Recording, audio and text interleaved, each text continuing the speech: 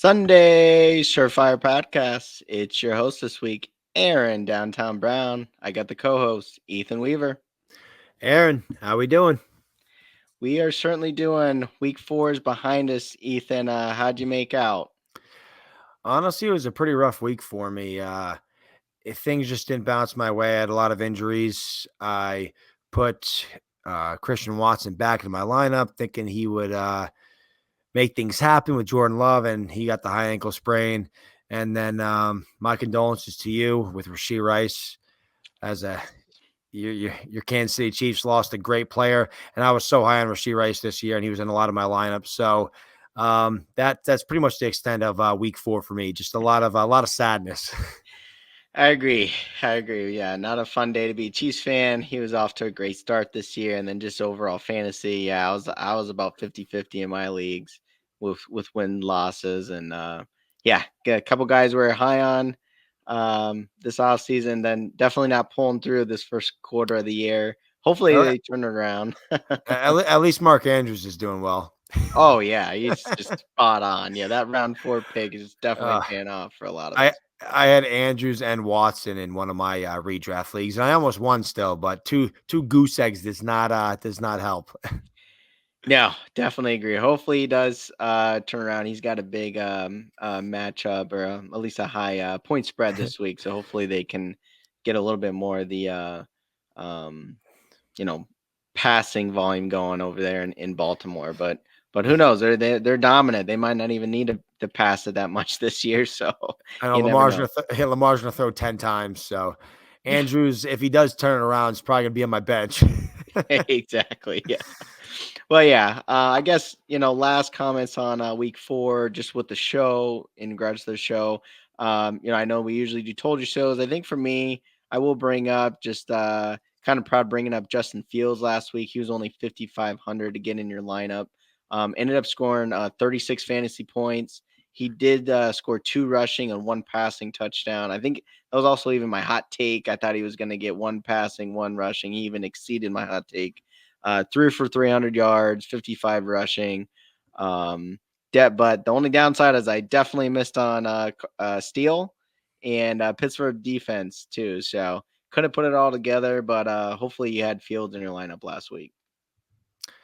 I had Fields in one of my dynasty matchups, and he did very well, obviously. But no, Fields looks great right now in Pittsburgh. It seems like he's getting a better feel for that offense week to week. And I don't see how you turn the reins over to Russell Wilson unless Fields kind of falls off a cliff here. But he looks a lot better as a passer under Arthur Smith than he ever did in Chicago. So I like what Pittsburgh's doing with Fields, and I really hope he continues this ascension.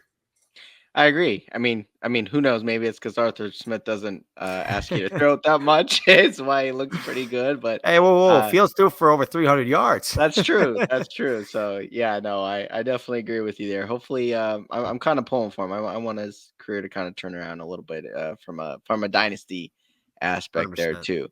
But yeah, we'll move on to week 5 and we'll do our traditional show and we'll start off with our bullish buy category. And this is where oftentimes they're pretty expensive picks, but it's just guys that we're really high on. We think they have a good chance of scoring the majority of your points in your fantasy lineup. And I'll actually kick it off today here with my bullish buy. Um, I'm gonna go with Debo Samuel. All right. So, cool thing about this week in DraftKings, he's only 6,800. So, even below the 7,000 threshold. Debo Samuel or the Niners are playing in Arizona. I believe that's the second highest over of Week 5 on the Sunday slate. He's also coming back from injury. I mean, he played last week against the Patriots. Caught three catches, 58 yards, and 14 rushing yards as well. But I kind of like Debo a lot in this matchup specifically with just Arizona secondary is not very strong. With CMC, that news, going around the league too. I know Jordan Mason is doing well, but I think Debo will continue to get rushes. which he does have rushing in his contract incentives, so it's very advantageous to keep those rushing yards throughout the season. And yeah, I just think it's just a great matchup in a high over under this week. So I went Debo Samuel for kind of a cheaper play at 6,800 this week. No, I mean, I like targeting that matchup, Arizona and the San Francisco 49ers. As you said, a high over under. I do think Debo Samuel is acting as the team's kind of de facto number one, with Brandon Ayuk obviously struggling. Juwan Jennings is having a great start to the season, but I think the offense does run through Debo Samuel right now, and I do think Brock Purdy does have a good game against Arizona. Their defense isn't very good. I think they're going to put up a ton of points against the Arizona Cardinals. So I do like attacking this game. Um, I don't love the Debo call because I think my bullish buy is a better call, and it's from the same game. Okay, all so right. so I'm going to talk about my bullish buy, and it's Jordan Mason, the running back for the San Francisco 49ers. And I know it's like the Debo. I just think this game might get out of hand rather quickly. I don't think Arizona is a very good football team. I think it's going to lend to a lot of touches for Jordan Mason, who costs $7,400. The Arizona Cardinals, they rank 29th against running backs, allowing 146.5 rushing yards a game, which ranks 28th in the league. Mason's had over 20 points in 3 or 4 games this season. He's basically averaging 23 carries for 112 yards a game, and he has 3 touchdowns in the last 4 games. I just think Jordan Mason is going to get all the work he can handle against Arizona. I think they're going to be up multiple scores. They're going to have a positive game script. And I just don't think Purdy's going to have to throw the ball a ton in the second half, kind of like uh, the Patriot game this past weekend. They just kind of put it into cruise control and let Jordan Mason do his thing. So I expect a big day from Jordan Mason this weekend.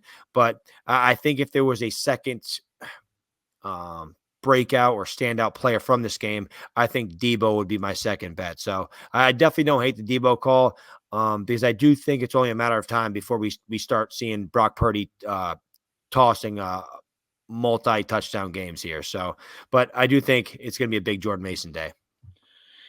Yeah, I mean, I don't I don't hate that call at all, and I think there's a world where they can both do very well. I mean, let's face it, the Niners very easily score 30 plus points each week. They did it last year. They just did it last week as well against the Patriots. So I think in a 30 plus point day, you can get a little bit of Devo, a little bit of Mason going on Yeah. in your. I mean, there's sometimes you can throw them both in your lineup.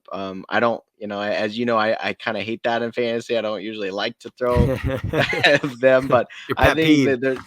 that there's some occasions I think it works out. So yeah, I'm not gonna disagree with you there. I think the one fact that this is a in conference game, um sometimes kind of hypes it up a little bit. I think Kyler Murray, I mean, he showed it last year when he came back. The Cardinals actually beat the Niners late season last year as well. So I think there's chances where Kyler Murray can keep it interesting and score a little bit and put on just enough pressure on it to make Purdy throw the majority of the game as well. And if it does get out of hand, hopefully it's a little bit later on, or maybe Debo's damage has already been done. Is kind of what I'm hoping for there. But yeah, no, I like that call. I mean, we're both targeting that game, so I definitely can't hate it there. So good call outs on the Niners Cardinals game this week. We'll go ahead and move on to our two deep section, and this is where we talk defenses. A lot of times, if you really want to do really well in the tournament play, you definitely do have to hit on your defense too. You got to at least get 8+ points each week too. So I'll go ahead and kick off this category here with our defense. And to me, it was kind of hard to pick these guys, but they really proved me wrong last week, and I'm gonna go with the Denver Broncos this week. So for a couple reasons here. So Denver's playing the Raiders this week in Week 5. First off, the first thing that you see in the DraftKings lineup is they're only 2,900, extremely cheap, under 3,000 defense. As I said, they kind of proved me wrong last week with my Brees Hall call. I didn't think they could do it 2 weeks in a row, but they really have turned that defense around. They were really putrid last year in 23, and they really have starting to play a lot better team defense too. So kind of centering on some of those stats that I said that they've been turning things around with, where they went from the worst depth of tackle last year in 2023 to the seventh best. So they're averaging 3.6 yards depth of tackle now on their run defense, and that's really where a lot of things start. Is if you can stop the run, then you can start doing a lot more things on defense too. So they've turned that stat around. They also have the second most sacks in the league at 16, and actually the most that you can pick in this slate of games, because Minnesota's leading the league with 17 sacks. So they're playing Sunday morning. So yeah, getting the defense with the most sacks, getting better run defense, and then playing against the Raiders without Devontae Adams. Patrick Surtain is already playing really well. And the last kicker here that I like is the over under is only 36 points, so it's not going to be a lot of scoring. So I think a lot of hopefully 3 and outs or just third downs ending in sacks is kind of what I'm going for there. So I went cheap defense at 2,900 Denver Broncos. I love the call, and great minds think alike, Aaron. I have the Denver Broncos too. I think Oh, that okay. yes, I think Denver is in for another double digit performance fantasy wise. They've had double digit fantasy points in 3 of the 4 weeks so far this season. And I'm just surprised they're under 3,000. At 2,900, the way the Broncos have been playing, I was very surprised. Last week, I thought it was a no-brainer to pay up for the San Francisco 49ers because they were playing my Patriots, and that paid off with their 22 points. But this week, I think it was kind of a no-brainer to go cheap, especially with the price of the Denver Broncos defense. You mentioned their sacks. They're sixth in pressure rate this season. They're fifth in pass success rate, and their rush defense has the lowest success rate against them. So they've been playing great. I expect another very good performance against the Raiders. Devontae Adams requested a trade today. He was hurt last week. Is he going to play this week? I'm not sure. But if they're going to just roll out Trey Tucker, Myers, and Bowers and Zamir White, who can't seem to get anything going on the ground, it's going to be a long day for Minshew. I think they're going to force Minshew to throw a lot because I don't think Zamir White's going to be able to run the ball. And I think it might be a long day for Gardner Minshew and the Las Vegas Raiders. So I think the Denver Broncos defense was kind of a no-brainer at this price point. Well, there you have it. Yeah, who would have thought we would be agreeing with Denver Broncos defense? Just in 2024. But I mean, yeah, just they're definitely a year different, new year. Definitely, stats are showing they're turning that around. So, kind of neat there. But we'll go ahead and move on to my personal favorite section. This is going to be the pick six category, and this is where these are your top value plays of the week. And one thing I like this week with at least my personal lineup is the fact I went a little bit cheaper with my bullish buy with Debo under 7,000. I was able to still pay a decent amount throughout my lineup. So I will warn you that some of my pick six guys are a little bit higher than what I'm not down and dirty as as much as past weeks. Aaron's cheating a little bit. That's what he's saying. Little bit of cheating, but A little cheating today.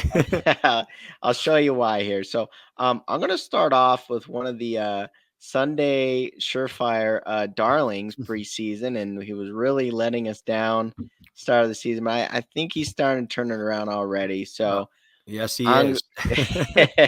so I'm going with your boy Christian Kirk this week. He's 5,700, so still under $6,000. I know we usually go about 5,500, but 57. I want to bring him up for a couple reasons too. Just comes off of 7 catches, 12 targets last week for 61 yards and came down with the touchdown. This week he's playing Indianapolis, which is now we were talking about trends and defenses. They were actually the best slot defense in 2023. And can you guess where they're at in 2024? 32nd.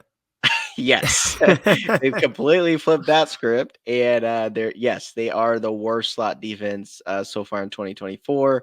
They've given up 25 catches, over 230 yards, 4 touchdowns just to the slot position alone, and that is before Week 4. So these stats I haven't even updated through Week 4, and we just know that Field just lit them up last week, and Pat Freiermuth. So I think tight ends sometimes get in the way a little bit in this stat, but um, I think overall with Evan Ingram still out, or even if he comes back, I think they may be a little scared to give him too many snaps. But I think this is a great game to get Christian Kirk in your lineup in Week 5. So that's my first pick six of the week. No, I like the call. I like the call. I like attacking the Indianapolis Colts defense through the air. I actually have Brian Thomas Jr. in my lineup. So I do like the Jags receivers in this one. As you alluded to, Fields had a very nice day against his defense last week. George Pickens, who they kind of move him around, but predominantly he's on the outside X receiver. He had a good game, so I do think BTJ can go off against these guys, and I also think Christian Kirk can keep this string of good games going. I was very high on Christian Kirk in the offseason, and he came into the season and struggled through the first few weeks, which honestly I don't think it was his fault. Trevor Lawrence has been playing some absolutely egregious football. I don't think it's a Christian Kirk issue at all. And we need Trevor Lawrence to play a lot better. And if Trevor Lawrence can return to form, I think it's wheels up for this for BTJ and Christian Kirk going forward. But I definitely like this call with Christian Kirk. I do think his good string of good games continues in Week 5. So I can never hate a Christian Kirk call out on this show. There we go. I thought I'd get away with that one. Yes. So let's hear your first one there, Ethan, on the pick six category. So I mean, this may come across as a little gross, a little dirty. I do think he's having a relatively good year in Cleveland, but I'm going to go Jerry Jeudy at 5,200. I just think Jeudy has been the kind of go-to guy for Deshaun Watson. I know Cooper outplayed him in week 3, but it was pretty much all Jeudy last week. And I think he has a dream matchup against the Washington Commanders, in which I project the Cleveland Browns to be down in this game for the majority of this game. Negative game script. I think Deshaun Watson's going to have to drop back a lot and throw the ball. And I think Jerry Jeudy, especially if David Njoku can't play, I think Jerry Jeudy is going to have a lot of targets. The Commanders are allowing the most fantasy points per game to opposing wide receivers, the most first downs per route run, and the third most yards per route run. So right now, receivers are having a field day against Commanders, and the Commanders are putting up a lot of points. So it's kind of forcing these other teams to throw the rock a lot. I believe they put up 42 points last week, and I think Cleveland's going to be trailing, as I said, for the majority of this game. So I'm pretty high on Jeudy this week. I know Jeudy has been a guy that I really liked when he was coming out, and he just kind of had a disappointing start to his career. And I was hoping he was going to be able to take off in Cleveland a little bit, but Deshaun Watson hasn't been playing very good football either. But I do think this is a chance for Jerry Jeudy to have a small breakout game here. So at $5,200, I thought it was good value to get in your lineup. Yeah, I mean, it's funny. I mean, I think we're on season 4 of Sunday Surefire, and I remember still back in season 1 up until today that one of the easy plays in DFS in the last 4 years is playing wide receivers against Washington. So I think Josh Norman has been there. That was he was like the last relevant corner over in Washington. So it's been a long time since those days. So yeah, I mean, I think you can almost say any wide receiver. I probably want to argue with you going up against Washington. I think to your point, I think Judy is showing flashes here and there.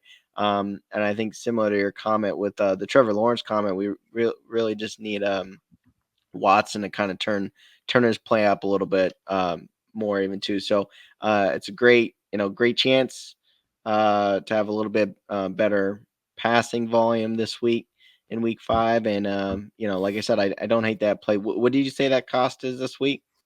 He's only $5,200, so he's pretty cheap to get in your lineup. So, and I think he has a ton of upside against the Commanders. I do think he's going to be the wide receiver one this week against the Commanders over Cooper. So we'll see if that comes to fruition. I hope it does. Yeah, I mean, part of the Watson's performance, you cannot. I mean, I know it's easy to blame quarterback, but I think to your point, Cooper, I think is like leading the league in drop passes this year. So not really, usually what Cooper's known for, but something's going on there as well. So don't hate that call. But I'll go ahead and move on to my next play here, and it's one of my personal favorite guys, and I think we actually brought him up last week. We were hoping he was going to play. He ended up did not. He actually they held him out of last week's game, and that is Mr. Tank Dell. You can't quit So Dell. You can't quit can't him. quit Dell. No, he's ready. He's ready for his blow up week. I think it definitely could have been last week, but I think they were playing it safe with that chest injury. Really shouldn't affect his play. So if he's good to go this week, I mean, I wouldn't think they'd be scared about a snap percentage or anything like that. At least it's not a leg or ankle or knee or anything like that. So, yeah, I mean, one thing about this is Tank Dell's going up against Buffalo. I think in DFS, there's a lot of times I like gravitating towards certain games over unders, but with this one where this is Josh Allen against CJ Stroud, I really like picking players in those games when you got like high profile quarterbacks playing against each other. So yeah, I think Dell should come back strong. Should be a high passing volume game. I think we were talking about before the air. Buffalo were kind of the signature defense over the last couple of years. That shell defense, and you really got to get the ball out quick. So Dell being able to kind of move around, play in the slot and different positions too. I think he can get involved often and early. So yeah, I think and I think game script wise, like it's going to be a lot of passing attempts for both teams. So definitely wanted to get somebody in this game. And I like Tank Dell at only 5,400 this week. Yeah, hopefully you get the Buffalo Bills of the first 3 weeks, not the Buffalo Bills against the Ravens. Exactly. Yeah. So keep that scoring up. But obviously, Tank Dell, anytime you put him in your lineup, he has a ton of upside. We're waiting for that connection between Stroud and Dell to come to fruition in 2024, as it did in 2023. I like this call more so for tournament plays, just because, I mean, week to week, there's just so much target competition with Nico Collins, Stephon Diggs, Dalton Schultz, Tank Dell. You just right now it's been the Nico Collins show, and Diggs has been scoring a lot of touchdowns, but we really haven't seen a lot of room for Tank Dell as of yet. Maybe that changes in week 5, but that's why I like it more for a tournament play, because I don't think he's very safe. I think he has a very, very low floor.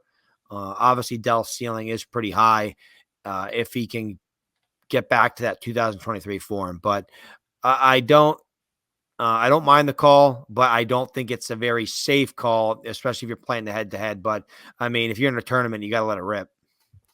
Yeah, no, I agree with you there. I think that's a good call out. I think I think definitely with that offense, Tank Dell might be the guy that he's more the boom or bust player so far this year. But I it does appear that I mean they want to get him involved, and even when he's not in the past game, they still throw sweeps and different things to him. So it's not like they forgot about him, but I think, yeah, it's just unfortunate he kind of got hurt, but getting back in the lineup, like you said, hopefully he's a boom candidate this week. But I do agree with you. He probably has a lower floor. But let's move on to your next guy here. Yeah, my next guy here, he's $5,900, and it is a quarterback, Geno Smith. There he is. Those uniforms look nice, but Yes. I just think the way he's been playing this year, under 6,000, I think the price still hasn't corrected enough. I think if his touchdown passing numbers regress to the mean, you're going to see an every week must play in Geno Smith. He's only thrown 4 touchdown passes so far this year, which is kind of crazy because he's leading the NFL in passing yards, right? So Geno Smith, I think if he gets a little more positive touchdown regression to the mean, he's gonna be a locked and loaded QB1 every single week. And I just think the way DK Metcalf is playing, the way JSN's coming to ascension. I mean, even the way Charbonnet and Kenneth Walker are running the football and Charbonnet out of the backfield. This offense is potent right now. I think they're going to jump all over the New York Giants, and I think at a price of $5,900, under 6,000, I think Geno Smith offers a ton of upside. Like I said, I mean, if he starts throwing a few more touchdowns, he's leading the league in passing yards. So I just watched them against the Detroit Lions, and I was pretty impressed. I know Geno threw the hell out of the ball. I think it was over 50 attempts, but that offense looks high flying. I think even if you can get a guy like Metcalf in your lineup this week, I think that would be a good call. Because I do think Geno Smith has a very good. I think he has a very good day against the New York Giants. So I just like the price point. It allowed me to bolster my lineup due to the low quarterback price. Yeah, I love that play too. I think anytime you can kind of spend a little bit less on quarterback and still get your points for the week, it always works out for you in DFS, and unless you got Carson Steele that that gets you less than a point. But I guess I digress there. But yeah, I agree with you. I think Geno Smith looked great against Detroit in the Monday night game. I mean, just that offense is really kind of, performing more to potential, with the stars they got on that offense, with, kind of kicking Shane Waldron to the curb this year. So, Yeah. yeah, I definitely like this offense a lot better. I think Gino was a breath of fresh air already prior to the season, but yeah, I really think they're kind of flowing a lot better on offense too. So yeah, the matchup against the Giants, I think that's a pretty solid call out there for saving money at the quarterback position this week. So, um, I definitely like that there. And then moving on to my last guy, I think this is a guy I think you're pretty high on. I want to say last year, and I think I think a lot of us even coming into the season, we were really hoping for him to kind of perform at the tight end position, and that's gonna be none other than Dalton Kincaid. So I'm gonna stick to the exact same game. I know I said Tank Dell, but going back to that Buffalo Houston matchup, definitely want to target this game in more ways than one. So I like Kincaid here. I mean, Shakir is dealing with a sore ankle. I mean, I guess so is like half the league as well, but apparently everybody's ankles get hurt. But yeah, dealing with Shakir with the ankle soreness. But yeah, Kincaid just coming off 5 catches off of 7 targets against Baltimore. Didn't look that pretty. Still came down with about 47 yards, and he went 5 for 41 with a touchdown against the Jaguars, where they kind of dominated the Jaguars. So, kind of mediocre stats so far, but I think the last 2 weeks. I definitely like those targets and getting in the 50, 60 yard range is kind of momentum. And then obviously, I want him to perform a little bit better than that. So, yeah, just targeting the right week, playing against Houston. I think after just getting embarrassed by Baltimore, I really think the Bills need to kind of go back to the Bills form they were performing at, and I think Kincaid is a pretty good play, considering he's only 5,300. So if he is Josh Allen's one of his top targets this week for 5,300, sign me up. 2024 has not been the year to pay up for tight ends. So Yes. we had this conversation prior to getting on tonight. If you drafted those top tier tight ends this year, it really screwed you. And right now, the Houston Texans are relatively good against tight ends. Their opponent rank is 8th. They're allowing the 4th least pass yards a game. So I don't I don't love the call just strictly because of the landscape of the tight end position, and we haven't seen it from Kincaid. Obviously, he has all the upside in the world, and we're just waiting for Kincaid to break out. But right now, Josh Allen's spreading the ball around, and he's not locking into any one player. If Shakir is out with an ankle injury, I mean, I would like this call a lot better. I just think Houston, it's not the juiciest matchup for tight ends. I understand. I understand why you want to play Kincaid because you're expecting a high point total, a lot of passing. So I definitely understand that. And it's not like Josh Allen has other weapons outside Kincaid that are just elite, right? I mean, Keon Coleman he's just okay. He's a rookie, right? I mean, Shakir's probably his the most competition that he has in terms of targets.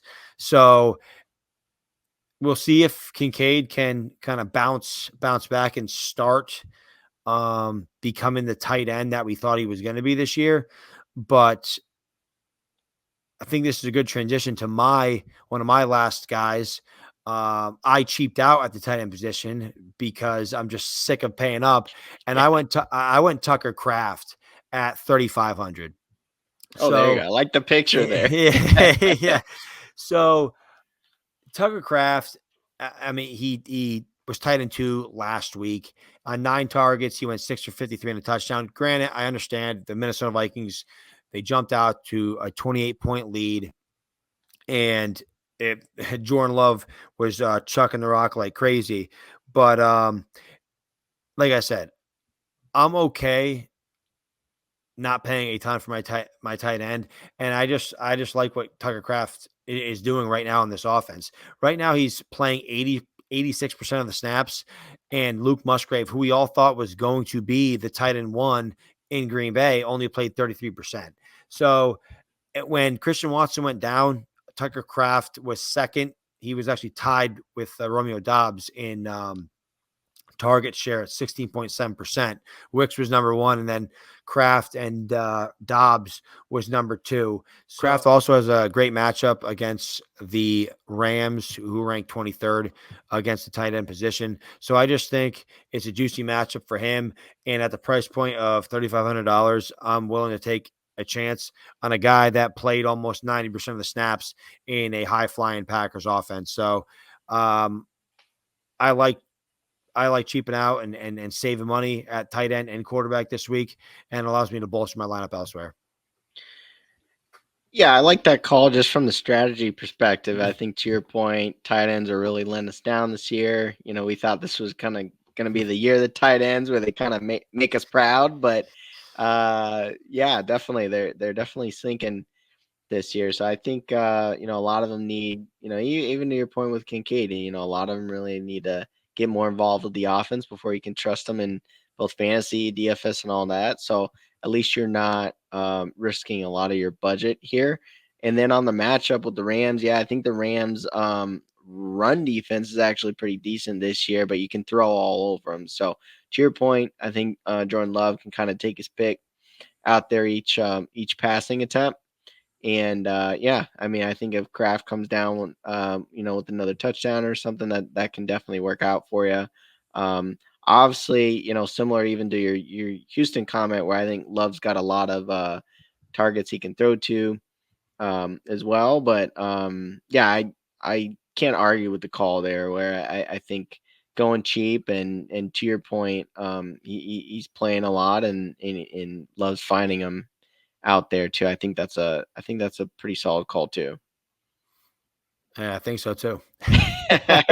Yeah, you wanted to put him in your lineup if it wasn't there. So, yeah, we'll kind of kick it there and over the the pick six category, and we'll move on kind of to a fun part. Just add a little bit of flair to our thoughts here, and this is time for our hot takes here. Another personal favorite of mine here, Better and be I guess spicy. yes. Yeah, we'll see how spicy this one is and see if you like it or not. But I'm gonna actually just bolster up my bullish buy of the week here, and I'm gonna say Mr. Debo Samuel. I even got it on the screen here. So I think he gets over 125 all-purpose yards, rushing, receiving. I think he gets 2 touchdowns. Ooh, I 2 don't care touchdowns. how we get him. He can catch him or run him in. I don't really care. But I think he'll do that, and then I think he'll score you 25 plus DFS points this week. So that's going to be my hot take of the week. It's funny because I'm gonna stick to my bullish buy too, and I have eerily similar numbers. I think Jordan Mason's gonna go over 125 running yards and 2 touchdowns himself. So hey, the 49ers are at least scoring 28 points this week because Debo and Jordan Mason are about to go off. Oh, that's right. Oh, for sure. There you go. And look at that. That's still under their 30 points. So maybe they'll get Yeah. a field goal to get the 31. So Hey, I have Moody everywhere, so in the redraft, so let's go. there you go. There it is. There you go, folks. So Mason and Samuel both getting 2 touchdowns, both getting 125 all-purpose yards. So that's hilarious that we had almost had the yeah, that is pretty eerie how close that hot take was. Just pretty Well, hey, funny there. Mason's getting 125 on the ground. He may get another 50 through the air. So hey, he might be Oh, 175. oh, got it. So that's just ground rushing yards. That's just Okay, rushing all right. yards. Yes. That's pretty spicy then. That's pretty spicy. So yeah, hopefully they hit for you. And who knows? I will throw in a lineup where I got Mason and Samuel. I'll go against my Whoa, whoa, whoa, whoa, whoa! You go can't against do my that. little rule of thumb there. But yeah, maybe it works out this week. Oh, it But has to. We just called it, so has to, right? has to happen. Yes, our hot takes were yeah. Hopefully they're hitting this week here. Um All right, so we'll move on to the Thursday night matchup, our under the lights category here, and that's going to be the Atlanta Falcons versus the I'm sorry, Tampa Bay in Atlanta. All right, so I kind of got that backwards there. So yeah, it's actually in Atlanta this week. You kind of see the spread on the screen here. Atlanta is favored at being the home team at 1.5 points. So Vegas kind of thinks it's going to be a pretty close game. Over unders 43.5 points. So it's still just kind of your average, you know, NFL game. So a little bit of action, but not too much as well. So you got the money line 125 for Atlanta. So I'll start it off with you, Ethan. How do you think this game's gonna go? And then we'll kind of go right into captains after that. I think it's gonna be a close one, close divisional game. I mean, the Falcons have been playing close games all year. It seems like Kirk Cousins and the Atlanta Falcons team they're very close to being 0-4, but they've been good in the clutch and they've been able to squeak out a few wins here. But I do think the Buccaneers come away with this one. I just don't think the Atlanta Falcons have looked very good offensively. I think the Buccaneers for the majority of the season have looked great.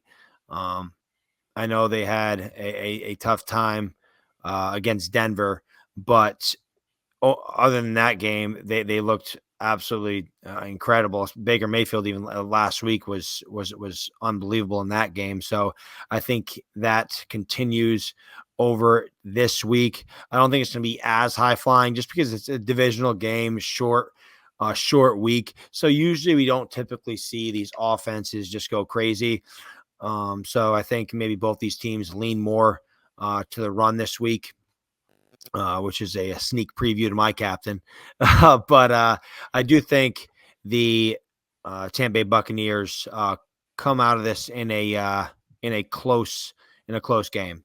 So I actually probably, if I was a betting man, which I am, I'd probably take the Bucks plus 1.5. Yeah, I'm kind of with you. I thought about for a while, and then even, kind of researching the teams a little bit so far in 2024.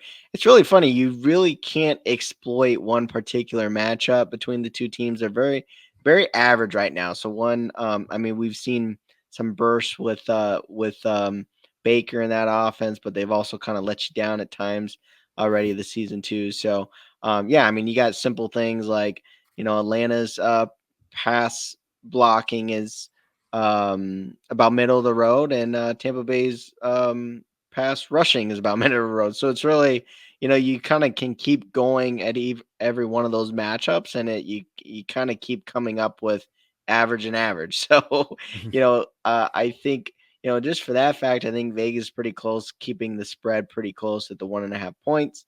Um, right there, because yeah, you really can't exploit anything on paper just yet. So yeah, I mean, unless there's, like a muff punt, something crazy that happens, or some team gets off to a really bad start, I think the game will be close. But to your point, I think Baker does thrive sometimes on your, he's got an under the light game on Thursday Yeah, night. I think he prime puts time. on, yeah, he puts on for prime time. So I'm kind of with Baker in prime time as well. So I'm with you there. I'll probably just do the money line because it's only a point and a half anyway. Give me Yeah. that plus money, but but yeah, I'm kind of with you there on the game flow. So how about actually you kick us off with who I know you kind of gave us a preview already, but I can probably guess your captain. But go ahead and start here. Yeah, I'm going to talk about Bijan Robinson. His cost is 14,700, and to your point, this game was kind of hard to get a read on of where is the best match from the field, and kind of based on the numbers thus far, I think the ground attack against the Buccaneers is probably the easiest matchup to exploit. So I went that direction. And also I went, I mean, Bijan Robinson is just so talented. I'm going with the talent here. He hasn't had one of those breakout Bijan Robinson games that we just want from him yet. And I think maybe he does that Thursday night when the entire country's watching. I just think it's time that the Atlanta Falcons, I just hope they unleash him. I know he's been a little banged up. Bijan was. I know Algier actually um, was up to like about 40% of the snaps last week. So you got to, I guess, monitor that. But I mean, if Bijan's out there and he's going to play, I'm okay putting him as my captain. As I said, short week. I think they're going to lean on Bijan Robinson in that run game, and I think it's, in my opinion, the easiest matchup, like I said, to exploit. So I'm going Bijan Robinson, and hopefully the breakout starts Thursday night. Yeah, it's funny. So, yeah, I know we brought up Tampa Bay's run defense last week, and because of the trends and some of that had to do, I was like, hey, is Vita Vea gonna play? I know he was banged up in week 3. So one of our calls was like, "Hey, is he going to play?" And he actually did. So they kind of contained Barkley for the most part. I know Barkley had a couple breakaway plays that really kind of boosted his stats, but it kind of held Eagles a little bit. Um, I think with Vita Vea still in the lineup, it kind of skews just the on paper stats, but yeah, I still, I like Bijan. He is actually in my lineup as well. He's not my captain. And I'll kind of go into a little bit of the reasons why, but yeah, I don't think you can really hate on getting, what's perceived to be one of the best running backs in the league. You just need him to kind of perform here in week 5. So don't hate it.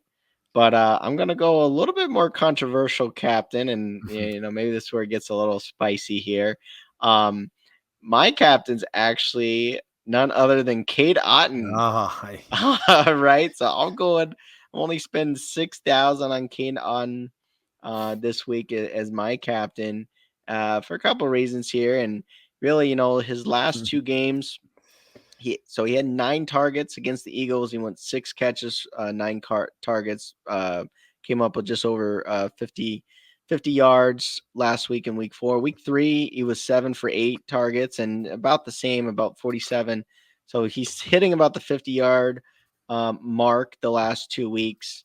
Atlanta's only, they're trending being about 22nd against tight ends in daily fantasy, but the key there is, even if he continues this the trend, and I know the numbers don't really jump out at you, but 7 catches for 50 yards as a captain still gets you 16 points, right? So 16 is nothing crazy, but I think in sometimes unless you have like a one true star that comes down with 2, 3 touchdowns in the game or something like that, sometimes it can work out for you because I have a lot of studs in my lineup. I mentioned I have Bijan, I have both quarterbacks as well. So obviously I wanted to play. I went a little cheaper, but I'm hoping he gets a mediocre game he has been having, but then he falls in the end zone once is what I'm really hoping for. If he does that, then I'm definitely in the money. But I that's who I went with. I went Kate Otten this week. No, I absolutely love that call. And he was actually a guy I was thinking about because I think Kate Otten has been very good this year. In PFF's week 4 separation report, he actually ranked number 2 of all pass catchers. So Kate Wow. Otten, he's getting open, he's creating separation. And like you said, he's getting targets.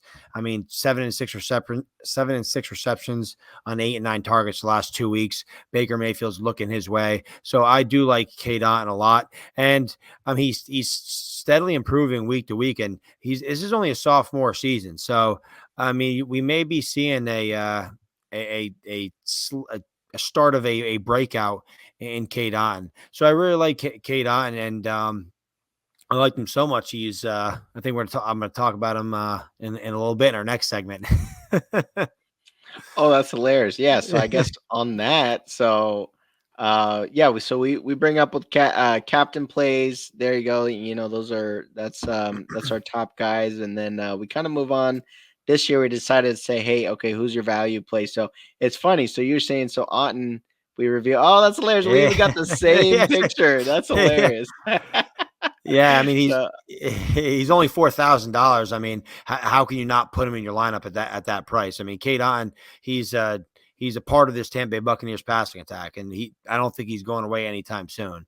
So I definitely wanted him in my lineup, and I was actually thinking about putting him as my captain. But like I said, with my captain Bijan, I mean, technically, if you're just looking at the opponent rank, the Falcons passing attack should be um, the best matchup against the Bucs secondary and pass defenders. I just don't really trust Kirk Cousins right now. I mean, Kirk Cousins really hasn't done a ton through the air, which is why I kind of went down to the I think the second best matchup, which was Bijan. But I as I alluded to and just talking about the game, I do think Baker Mayfield and the Bucs are going to come out on top, and I do think Kate Otten's going to be a reason for that in the pass game. So I think at 4,000, it was easy money getting him into your lineup.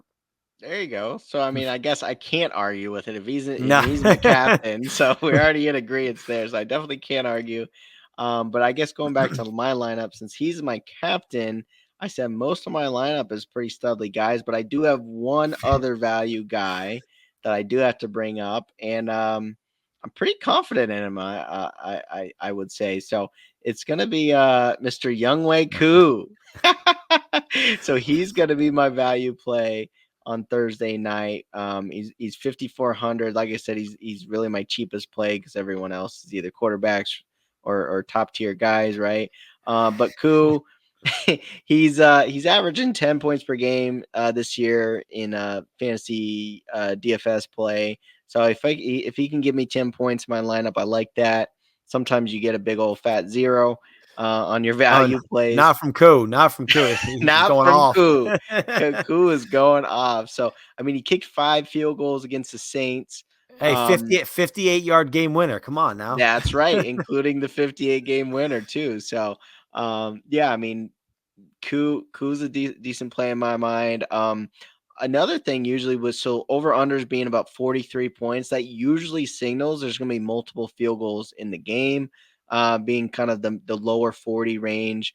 It's not too high scoring. There's not a lot of touchdowns. So, in fact, I was just going off of that. I was kind of curious what his over under field goals were. So he's actually favored 175 to go over one and a half field goals in the game. Favored 175. So pretty high odds to get 2 field goals, and that was enough for me to get him in my lineup this week.